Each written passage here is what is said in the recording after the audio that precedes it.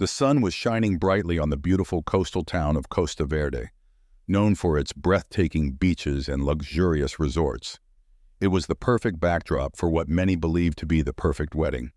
Emma Thompson, a stunning bride with a radiant smile, had just married her longtime boyfriend, Mark Collins. The couple had met in college and, after years of dating, decided to tie the knot in a ceremony that was nothing short of a fairy tale. Friends and family gathered from all over to witness the union of these two seemingly inseparable souls. The ceremony was flawless. The bride in her elegant gown, the groom in his tailored suit, and the guests moved to tears as they exchanged heartfelt vows under an arch adorned with white roses. It was the kind of wedding that made everyone believe in true love. After the festivities, the newlyweds set off on their dream honeymoon to the exclusive Paradise Cove Resort, a secluded paradise nestled on a private island. The resort, known for its impeccable service and stunning views, was the ideal setting for the couple to begin their life together.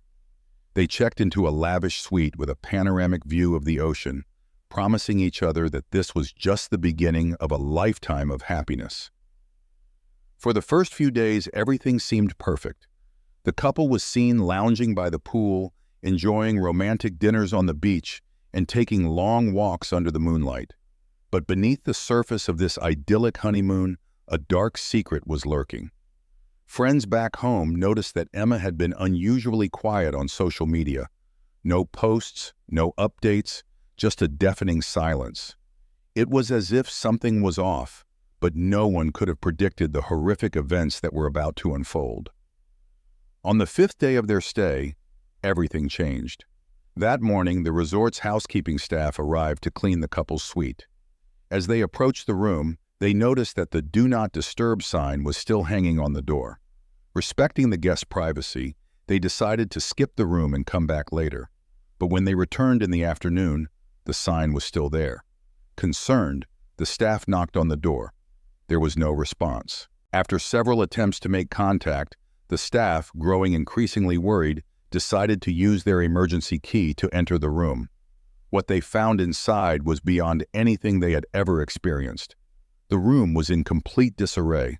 Furniture was overturned, a shattered vase lay on the floor, and the bed was soaked with blood. The staff froze in shock as they saw Mark Collins lying lifeless on the floor, his body battered and bruised. The serene atmosphere of the resort shattered in an instant. The peaceful paradise had turned into a scene of horror. Emma was nowhere to be found, and the question on everyone's mind was, what had happened in that room? The local authorities were immediately called, and the resort was swarmed with police officers and forensic experts.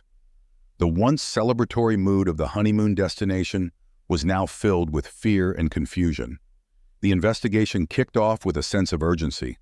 The police needed to find Emma, and they needed to do it fast. Witnesses at the resort were questioned, and the security footage was reviewed. What had started as a storybook romance was now a chilling mystery. As the detectives began piecing together the events leading up to Mark's death, they realized that this was no ordinary crime scene. As investigators combed through the suite, they were met with a perplexing mix of evidence. There were no signs of forced entry, and all the windows and doors were securely locked from the inside. The absence of any struggle outside the bedroom suggested that whatever happened had taken place within those four walls. But there was one glaring question. Where was Emma? Detectives immediately put out a missing persons alert and started their search. The resort staff were questioned about Emma's whereabouts. According to them, she had been seen earlier that morning, casually strolling along the beach, seemingly lost in thought. She had even stopped to chat with a few guests, who described her as calm and composed, hardly the demeanor of someone who had just experienced a traumatic event. The timeline of events became increasingly murky.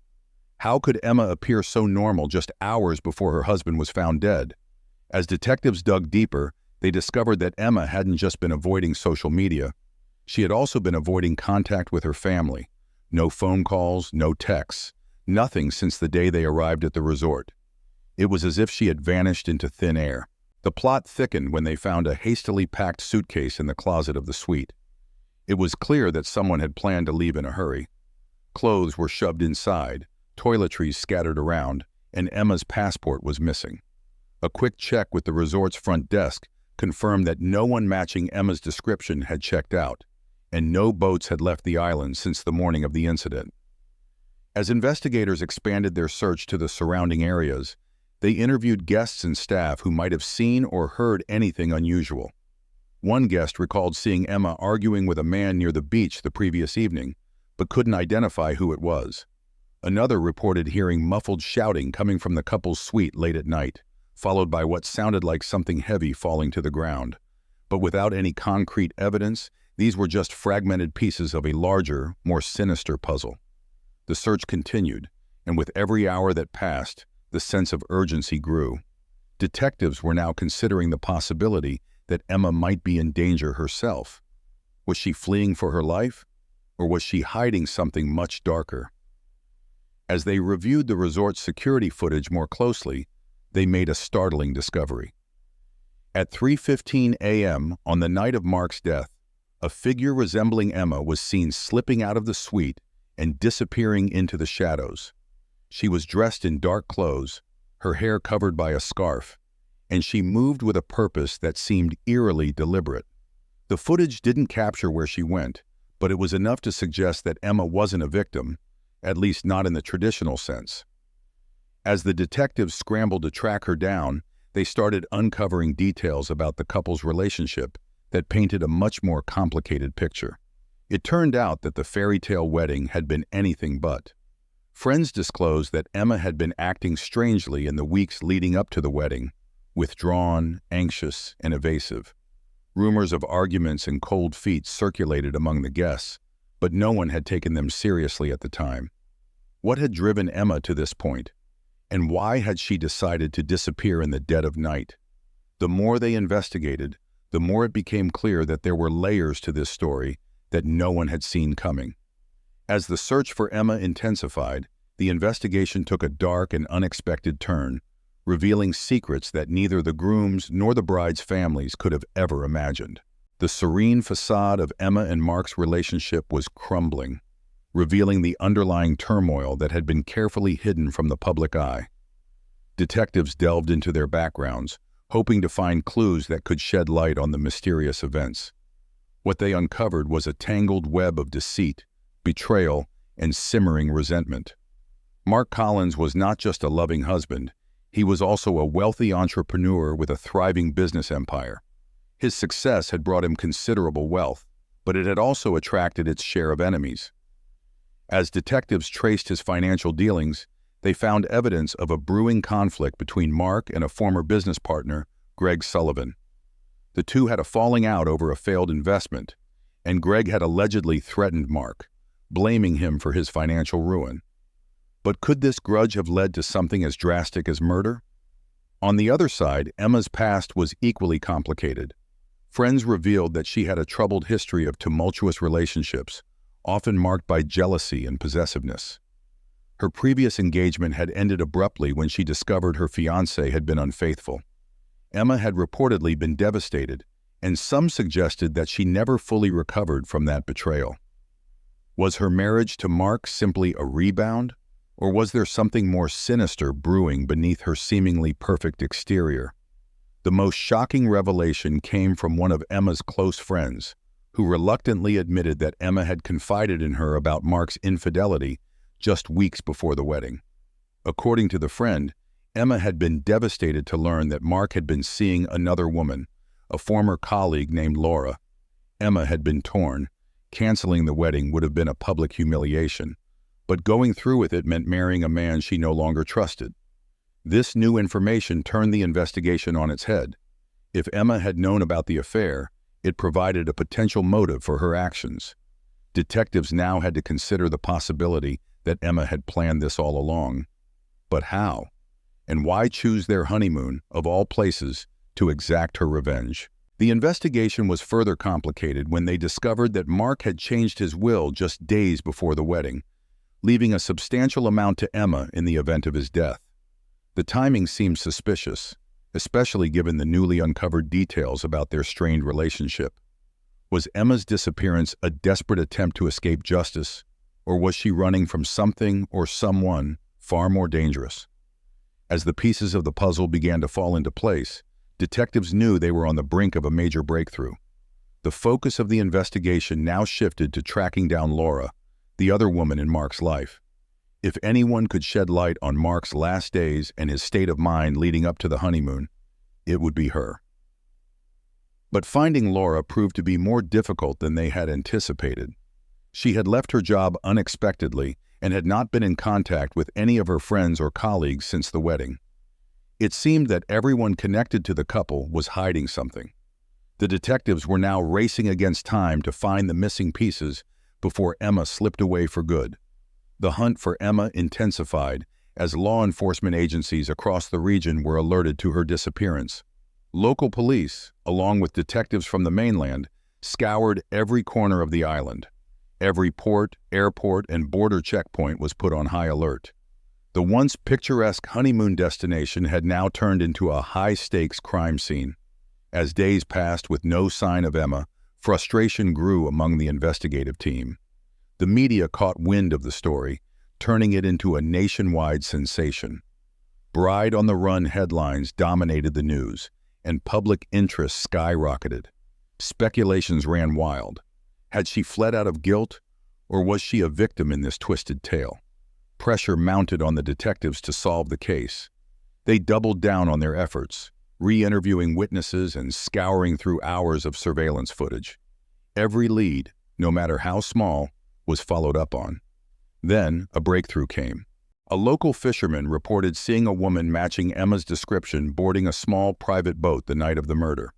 He recalled the woman looking distraught, her face partially hidden by a scarf, clutching a small suitcase. The boat, he said, was headed towards a neighboring island, a remote location known for its rugged terrain and sparse population. Detectives immediately dispatched a search team to the island. They combed through the dense jungle and isolated beaches, questioning the few inhabitants who lived there. Days passed with no sign of Emma, and hopes of finding her alive began to dwindle. But just as the team was about to call off the search, they stumbled upon an abandoned shack deep in the woods. Inside, they found Emma's suitcase. Clothes were strewn across the floor, and a half-empty bottle of water sat on a makeshift table.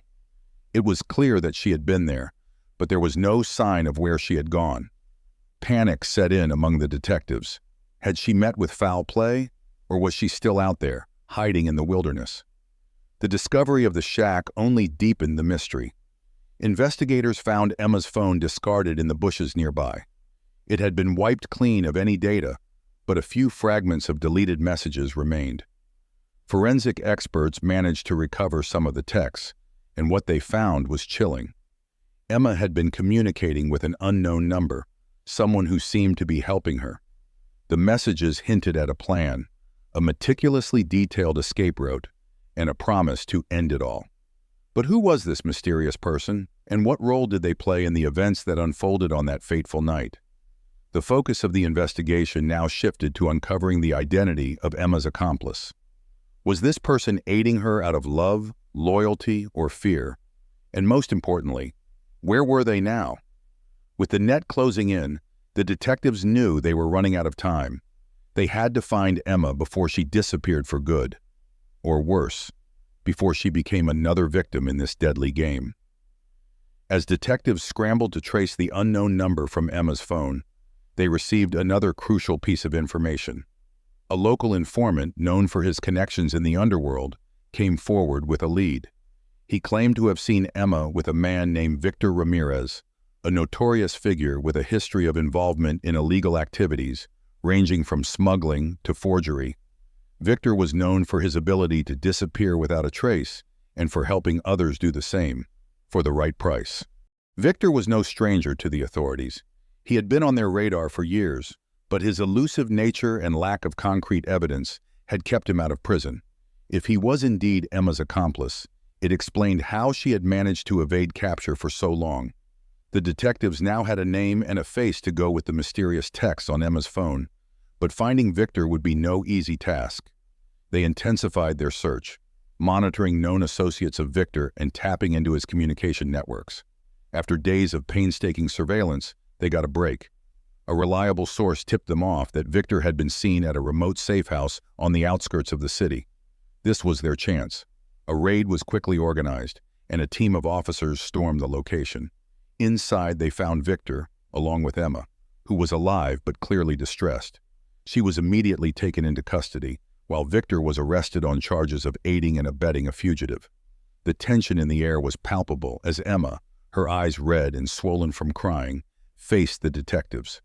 She claimed she had fled out of fear of being wrongfully accused, fear of what she had done, and fear of what was still to come. But there were still so many unanswered questions. What exactly had happened that night? Was Emma truly a victim, or was she the mastermind behind this deadly plot? Victor, ever the professional, refused to speak. He maintained a stony silence, leaving the detectives with only Emma's version of events. According to her, she and Mark had argued violently on the night of his death. She had confronted him about the affair with Laura, and things had quickly escalated. She described how Mark had lashed out, how she had defended herself, and how in the chaos he had fallen and hit his head. Panicked and fearing no one would believe her, she had called Victor, who had helped her escape. But was her story true, or was it just another layer of deception? As detectives continued to press her, they realized there was more to the story. Emma's behavior didn't fit the profile of someone acting in self-defense. She was too calm, too calculating. And then there were the messages to Victor, which suggested premeditation. The investigation was at a crossroads. They had found Emma, but they were no closer to understanding the full truth. As they prepared to confront her with the mounting evidence, they knew they were about to uncover the darkest secrets yet. As the interrogation continued, the detectives grew increasingly skeptical of Emma's account of events. Her story had too many holes, too many inconsistencies. The evidence they had gathered painted a different picture, one that suggested a calculated plan rather than a crime of passion. Determined to get to the bottom of the mystery, they decided to confront Emma with the facts they had uncovered. Detective Harper laid out the evidence on the table, one piece at a time. First, he showed her the financial records that indicated Mark had changed his will just days before the wedding, leaving everything to her. Then he presented the deleted messages from her phone, which hinted at a premeditated escape plan. But it was the surveillance footage from the resort that made Emma's facade finally crack. In the footage, Emma could be seen meeting with Victor at a secluded spot near the beach the day before the murder. The two appeared to be in deep discussion, their body language tense and deliberate. This wasn't just a casual meeting, it was clear they were planning something. With this new information, Emma's demeanor changed. Gone was the tearful, frightened woman who had pleaded self-defense. In her place was someone cold and calculating. She leaned back in her chair, her expression hardened, as if she had decided there was no longer any point in pretending. "Yes," she said finally, her voice steady. "I knew about Mark's affair. I found out a month before the wedding, and I was furious. But I wasn't going to let him humiliate me. I wasn't going to be the victim." Emma went on to describe how she had carefully planned everything. She had confronted Mark about the affair, and when he begged for forgiveness, she agreed to go through with the wedding, but only because she had her own plan in mind. She contacted Victor, an old acquaintance from her past, and offered him a substantial sum of money to help her disappear after the deed was done. On the night of the murder, Emma had laced Mark's drink with a sedative, ensuring he would be too weak to fight back. She waited until he was barely conscious, then staged the scene to look like a violent struggle. But something had gone wrong. Mark, in his drugged state, had managed to hit his head during the struggle, causing a fatal injury she hadn't anticipated. "I panicked," Emma confessed, her voice now tinged with a mix of bitterness and regret. "It wasn't supposed to happen like that. I just wanted to scare him, to make him feel a fraction of the pain he had caused me. But when he didn't get up, I knew I had to leave. Victor helped me, but it was my plan all along." The detectives listened in stunned silence as Emma laid out her twisted narrative. This was no crime of passion. It was premeditated revenge, cold and calculated. She had planned to disappear, to start a new life with Mark's money, while everyone believed she was a grieving widow. It was only Mark's unexpected death that had thrown her plan into chaos. But there was still one piece of the puzzle missing. What was Victor's role in all of this? Was he simply helping Emma escape? Or was there something more sinister at play? With Emma's confession in hand, the detectives turned their attention to Victor. They needed to understand his true involvement in the crime. Was he merely an accessory after the fact? Or had he played a more significant role in Mark's death? Detective Sarah Miller took the lead in questioning Victor. He remained silent, his eyes fixed on the table in front of him, refusing to acknowledge her presence. But Detective Miller was relentless. She laid out the evidence against him. The text messages, the surveillance footage, and Emma's confession. Still, Victor said nothing. It was only when Miller mentioned Victor's family that he finally reacted. She spoke about his young daughter and the life of uncertainty she would face if he were convicted. It was a calculated move, and it worked. Victor's stoic facade crumbled, and he leaned forward, his voice barely a whisper. "I didn't kill him," he said, his tone desperate. "I swear, I didn't know she was going to hurt him. She told me she just wanted to scare him, to make him suffer a little. I thought it was about money, about making him pay for what he did to her. But when I saw what she had done, I didn't know what to do." Victor went on to explain that he had met Emma years ago when he was involved in some petty criminal activities. She had reached out to him, knowing he had the connections to help her disappear. He admitted to arranging the boat in the safe house, but he insisted he had no part in the actual murder. "I tried to help her get away," he continued, his voice breaking. "I thought if I didn't, she'd turn me in. Say I was involved. I was scared, okay? I didn't know what to do." Despite Victor's claims of innocence, the detectives were not convinced. His involvement was too deep, his actions too calculated. But without concrete evidence linking him directly to Mark's death, all they had was his word against Emma's. Detectives Harper and Miller knew they needed more to nail Victor. They went back to the resort, combing through the crime scene one last time. It was then that they made a crucial discovery. Hidden beneath the bed in the suite, they found a small vial with traces of the sedative Emma had used on Mark. Attached to it was a fingerprint, Victor's. With this new evidence, the detectives confronted Victor once more. This time, he didn't deny it. He admitted to providing the sedative, though he still maintained he had no idea Emma planned to use it to kill Mark. "I thought it was just to keep him out of the way while she took the money and left," he said, his voice hollow. "I didn't know it would end like this, but it was too late."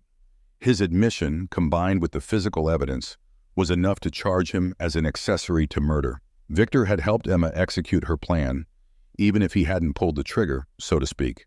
The detectives now had their case. With both Emma and Victor in custody, the case was finally headed to court. The trial attracted massive media attention, with every detail of the couple's toxic relationship and the gruesome events of that night laid bare for the world to see. Emma's cold confession, her calculated plan for revenge, and Victor's role in aiding her escape were all dissected in front of a captivated audience. The prosecution painted Emma as a calculating woman, driven by revenge and greed. They detailed her meticulous planning, her use of the sedative, and her cold-blooded decision to leave her husband to die. The jury was shown the surveillance footage, the messages, and the vial with Victor's fingerprint. It was a damning case. Emma's defense, on the other hand, argued that she had acted out of fear and desperation, that she had never intended to kill Mark, only to confront him and leave. They portrayed her as a victim of a toxic relationship, driven to the edge by betrayal and heartbreak. But Emma's own words, her confession, were her undoing. As for Victor, his defense was equally weak. His lawyer argued that he was merely an accessory, a pawn in Emma's scheme. But the evidence of his involvement, his fingerprints on the vial, and his admission to providing the sedative sealed his fate. After a long and emotional trial, the jury reached a verdict. Emma was found guilty of second-degree murder and sentenced to life in prison without the possibility of parole. Victor, though not the mastermind, was found guilty of being an accessory to murder and sentenced to 20 years in prison. The verdict brought a sense of closure to the case, but the impact of the crime would be felt for years to come. The small, idyllic town where Mark and Emma had grown up was forever changed. Friends and family of the couple were left reeling, grappling with the shock of what had transpired. In the end, Emma's plan for revenge had not only destroyed the life of her husband, but also her own. What was supposed to be the beginning of a new chapter had ended in a tragedy that no one could have foreseen. And as she sat in her cell, the woman who had once been a blushing bride was now just another inmate. her life a stark reminder of how quickly love can turn into something dark and deadly. With the trial concluded and the sentences handed down, the dust began to settle on the tragic events that had captivated the nation. The once blissful town of Costa Verde was left with the scars of a case that had shattered the illusion of a perfect marriage and exposed the dark realities hidden beneath the surface. The families of both Emma and Mark struggled to come to terms with the events that had unfolded. Mark's parents, devastated by the loss of their son, were left grappling with the fact that the woman they had welcomed into their family was responsible for his death. They withdrew from public life, seeking solace in their grief away from the prying eyes of the media. Emma's parents, equally shocked, found themselves questioning everything they thought they knew about their daughter. How had the sweet, loving girl they raised turned into someone capable of such calculated cruelty? They visited her in prison, hoping for answers, but Emma, now a shadow of her former self, had little to offer. She was a woman broken by her own choices, left to ponder the consequences of her actions alone. The case also had a profound impact on the residents of Costa Verde. The town, once known for its tranquil beauty, became infamous as the setting of a tragic love story gone wrong. Tourists who once flocked to its shores now visited out of morbid curiosity, eager to see the places where the grisly events had unfolded. The local businesses, eager to move past the notoriety, struggled to reclaim the town's former charm. For the detectives who had worked tirelessly to bring justice to Mark, the case left its own mark. Detective Harper, now a seasoned veteran of many such cases, found himself haunted by the details of this one. It was a stark reminder of the thin line between love and hatred, and how easily one could tip into the other. Detective Miller, still early in her career, took the case as a sobering lesson in the complexities of human nature and the darkness that could reside in the most unexpected places. Despite the grim outcome, there was some semblance of closure. Justice had been served, but it came at a steep price. The case served as a cautionary tale, a reminder that beneath the surface of even the most perfect relationships, there could be secrets capable of destroying lives. As time passed, the town of Costa Verde slowly began to heal. The media frenzy subsided, and the residents tried to move on from the tragedy that had turned their idyllic town into a headline. Efforts were made to restore the town's reputation, and gradually the focus shifted away from the dark chapter that had briefly defined it. Emma, now serving her life sentence, remained largely forgotten by the world outside. She adapted to her new reality, a stark contrast to the life of luxury and happiness she had once envisioned. Occasionally, she received letters from people curious about her story, but she rarely responded. The woman who had once sought revenge now faced the quiet reality of her choices, the long days and nights filled with nothing but the echo of her actions. Victor, too, served his time, his once promising future now reduced to the monotony of prison life. He never spoke of Emma or the events that had led him there. He kept to himself, a man who had gambled with his freedom and lost. His life, once intertwined with crime, had now come to a standstill, leaving him to reflect on the decisions that had brought him to this point. The story of Emma and Mark became a distant memory, a cautionary tale that would occasionally resurface in hushed whispers or online discussions. But for those who lived through it, the impact would never truly fade. It was a story of love turned to hatred, of trust betrayed, and of the terrible cost of revenge.